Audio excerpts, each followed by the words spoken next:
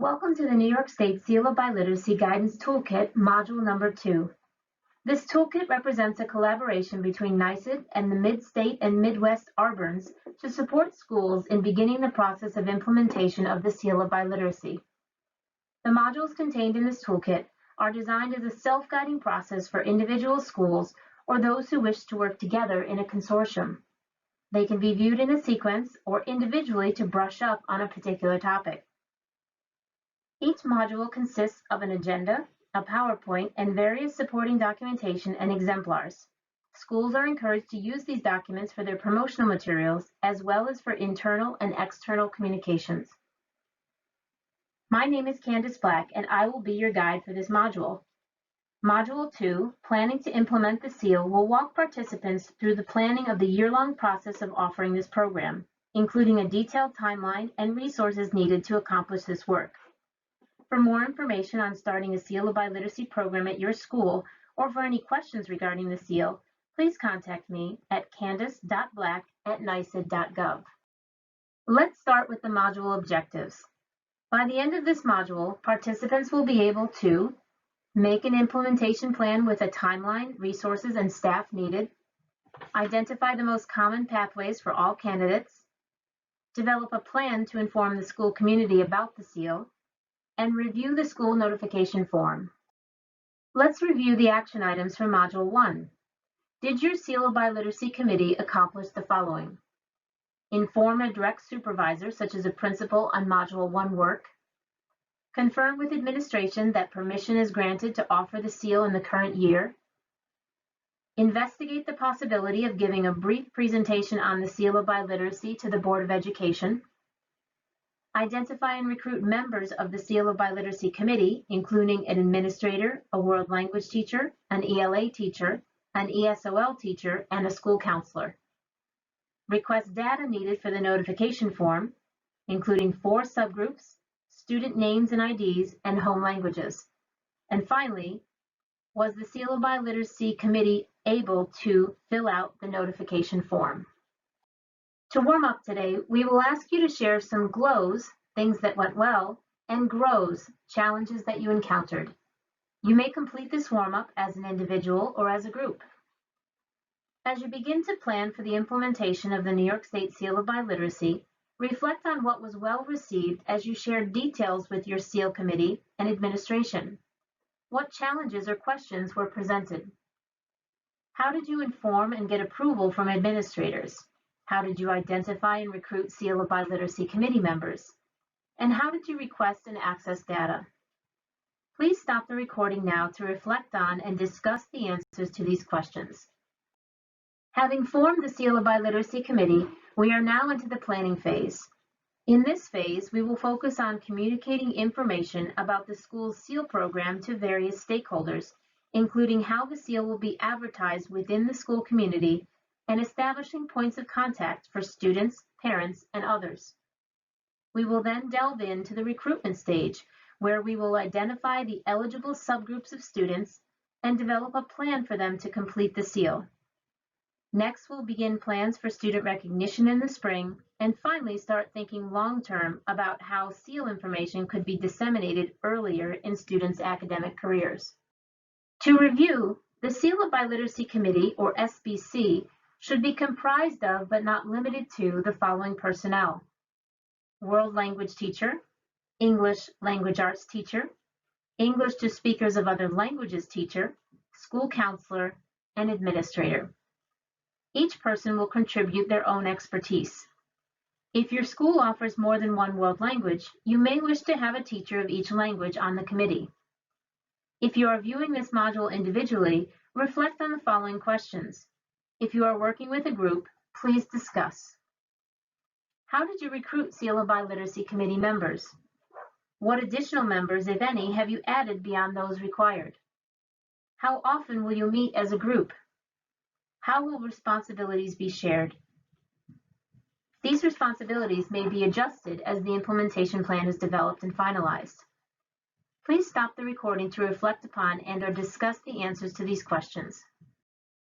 As with any group, best practices include establishing group norms, developing and distributing the meeting agenda prior to the meeting itself so that all parties are reminded of the date and time and are aware of what will be addressed at that meeting, keeping all meetings to no more than 45 minutes to an hour, assigning or rotating the role of note taker during the meeting to produce minutes that can be distributed after the meeting and kept for future years, assigning any other responsibilities that have been identified, and establishing deadlines for any important tasks. You may wish to stop the recording until you have considered these practices or other norms your committee may wish to establish. Every large project requires a detailed implementation plan. Having a solid plan in place will help the Seal of Biliteracy Committee stay on track, meet deadlines, and even anticipate roadblocks or challenges.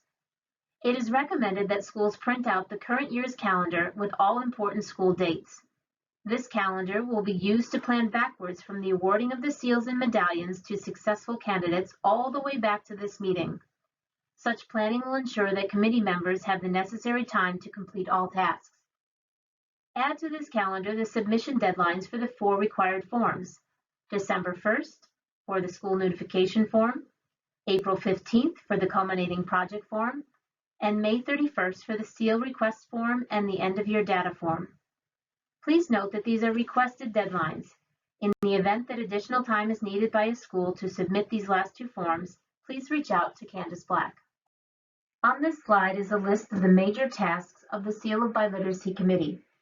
These can be completed by individuals or as a group.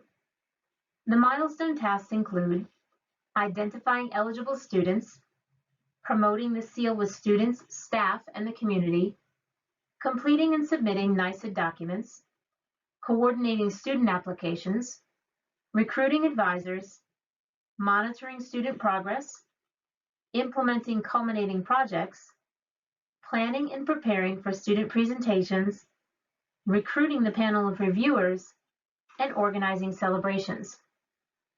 Using the school calendar with the required form deadlines noted, develop a timeline based on these tasks that will work at your school. Committees may wish to establish hard deadlines for tasks or mark the calendar with ranges of dates during which a task will be completed. For example, schools may wish to identify when the student presentations of the culminating projects will take place and then work backwards. Remember that these are presentations by students in front of a panel of reviewers consisting of at least 2 adult speakers of the language of the presentation, followed by a question-answer period between the panel and the student. While there is no prescribed length of the student presentation or the question-answer period, 5 to 10 minutes for each section should suffice for the student to be able to demonstrate their proficiency level. Some schools will prefer to conduct these in early to mid-spring to avoid conflicts with AP and IB exams. Others will prefer to wait to conduct these until school has ended during Regents exam week. Whatever is decided, we recommend establishing these dates and then working backwards to determine the other dates. Any celebration of the Seal of Biliteracy candidates should take place after all presentations have been completed. Here is a sample timeline planning document included in this module and available on the SEAL Guidance Toolkit website under Module 2. It is recommended that this document be printed out for each member of the SEAL committee to use during this module. The planning timeline identifies the task, the chosen time frame, the resources necessary, the other staff involved, and the specific Seal of Biliteracy committee members responsible for seeing the task to completion. We recommend filling out this planning document using the school calendar. Keep in mind that deadlines can always be adjusted. Please stop the recording to start to fill this in with your committee. The school notification form is an online form in which the school communicates its intention to offer the seal in the current school year and provides a variety of data on the student body and the eligible students who might pursue the seal. This form must be submitted by December 1st of each school year in which the school wishes to offer the seal, even if no information has changed since the prior year. Because a significant amount of data is required for this form, a template is provided for Seal of Biliteracy coordinators to print out in order to gather the data prior to entering it on the online form. This form may only be submitted electronically via the completion of the online form. OBEWL will not accept emailed copies of the form template or links to such a template from a school Google Drive. Let's now delve into the school notification form. Sections A through D request school information such as the name and BEDS code. Consider how you would answer the following questions. What methods were used to gather this information, and what challenges, if any, were encountered? Please stop the recording if you would like to discuss these answers with your committee. We will now move on to identifying the 4 eligible subgroups from within the graduating class. Remember that while juniors may begin work on the seal, it can only be awarded upon graduation.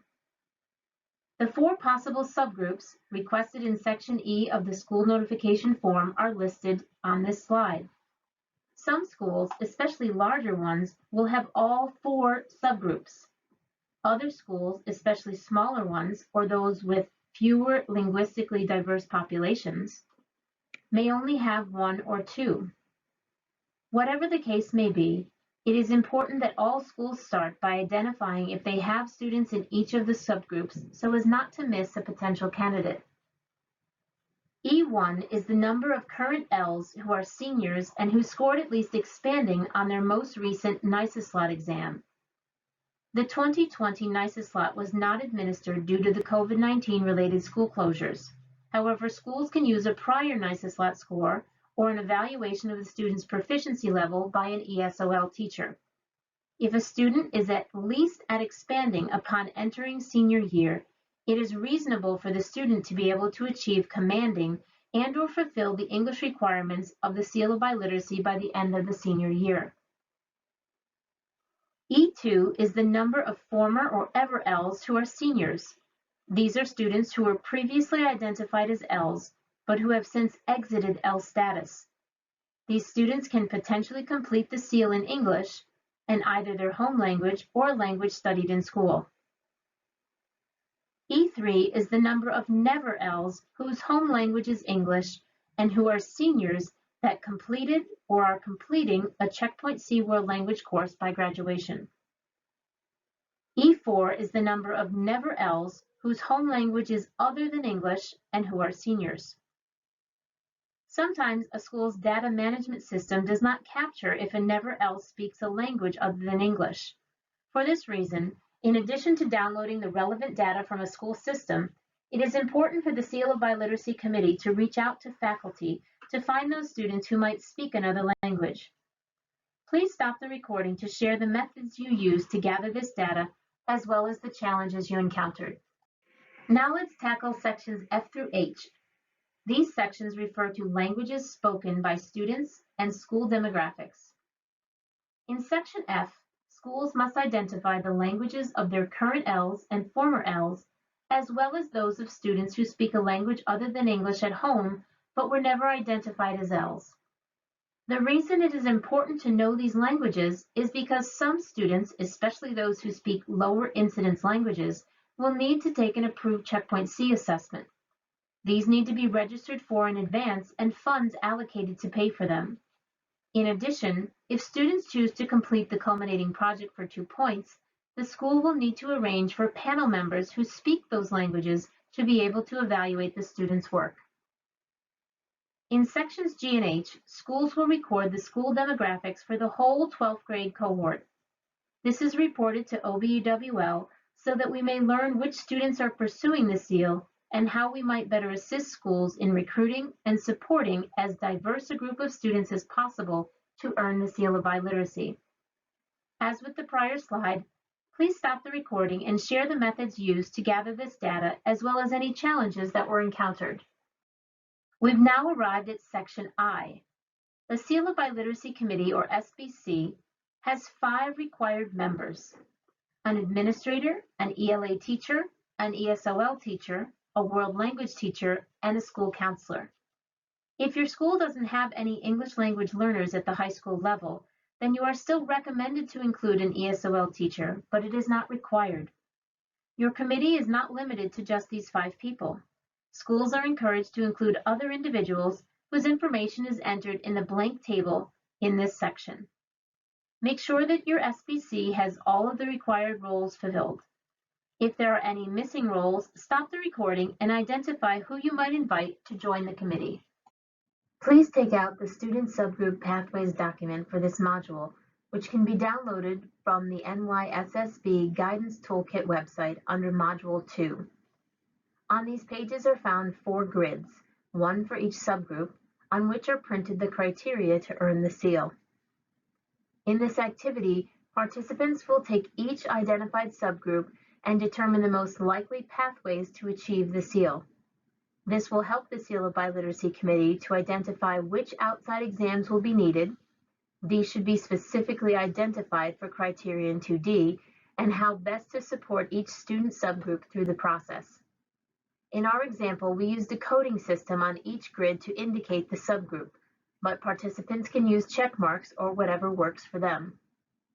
Complete one grid for each subgroup that exists at the school, and then stop the recording to discuss what the Seal of Biliteracy Committee will have to do to support these students. Most schools find it easier and sometimes necessary to have students complete a culminating project for 2 points in a world language, in English, or in both. The project is something that can be seamlessly integrated into the existing work of the ELA, ENL, and world language courses so that it is not extra work for the students. Schools are encouraged to speak with the teachers of these courses to see if there is already a project that meets the criteria to be a Seal of Biliteracy culminating project. To qualify, a project, including its presentation to the panel of reviewers, must allow a student to demonstrate at least intermediate high proficiency in the skills of speaking, listening, reading, and writing the target language. The project can take many forms, including but not limited to a scholarly essay, a project on a particular topic, and a portfolio. With the Seal of Biliteracy Committee, please stop the recording to discuss and draft a description of the culminating project for English and/or for a world language. This will be included in Section K of the school notification form. If you are working with a larger group, stop the recording to give participants a few minutes to reflect and then share out their project descriptions. To get you started, we've included an example of a culminating project description for world languages. If your SEAL candidates will complete a culminating project, the school must use a rubric that is consistent with the New York State Learning Standards and the Activille Intermediate High Proficiency Guidelines to evaluate the project. Schools may develop their own rubrics or use a consortium rubric. These must be emailed to OBEWL when submitting the notification form. Alternatively, schools may use the suggested OBEWL rubric. This can be found on the New York State Seal of Biliteracy website or on the Seal Guidance Toolkit website under Module 2. The last step in preparing the school notification form is to enter the information for the designee of the building principal who will submit this form electronically. A principal can submit the school notification form, or they may designate someone else, such as the head of the Seal of Biliteracy Committee, to do so. You will need to enter the following information for the designee: first name, last name, title or role in school, email, and the date of submission.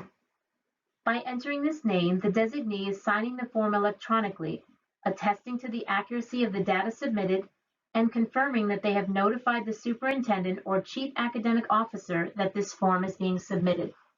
Now that the school notification form is filled in and ready to be entered into the online form by December 1st, we can turn to our next task, which is to determine how the faculty and staff of the school will be informed about the school's SEAL program. These two groups of people, including your school counselors, can be wonderful assets for informing and recruiting students into this program. A parent may call the main office to ask about the SEAL, or a student may ask their English teacher, who may or may not be a member of the Seal of Biliteracy Committee. It is important that all faculty and staff who have regular contact with students and families have a basic working knowledge of the school's SEAL program. We recommend using a threefold strategy to inform the faculty and staff. 1.